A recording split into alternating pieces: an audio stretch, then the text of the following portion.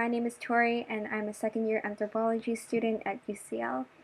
So one of the first things I think about when I'm thinking about anthropology is the big idea of classification, the study of how people classify themselves, each other, and the physical and non-physical world has been really central to anthropology since its inception.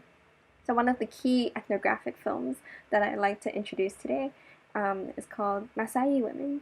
It's a film from 1980, and it was part of the Odyssey series.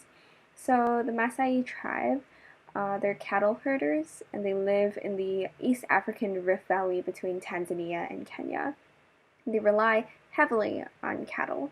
They're not only a form of currency or exchange, but they also reflect on the individual social status.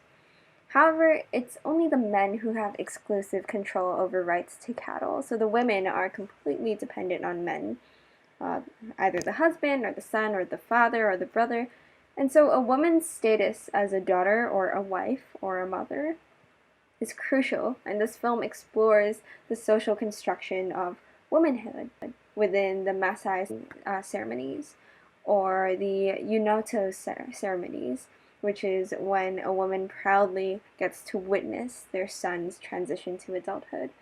So let's go back to the idea of classification. Classifying or categorizing the world is a meaning-making activity, and so individuals understand the world and their place in the world through compartmentalizing and ordering everything in the world in symbolic systems where some things are placed at the center and others are at the margins or boundaries. So some might be more straightforward than others, and some might be a little more ambiguous. So for example, let's take blood for an example, as an example. So a culture might consider human menstrual blood to be polluting, yet consider the blood of sacrificed animals to be sacred. So there are some questions that we can raise from this film. How do we study a society not of our own in a sensitive way? What are the effects of the categorization of the self and the other?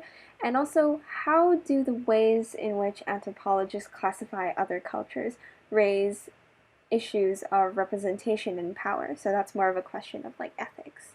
So I really hope that you take a look at this film. It's definitely one worth watching, and it's kind of the film that every anthropologist has to see. So I hope you like this review.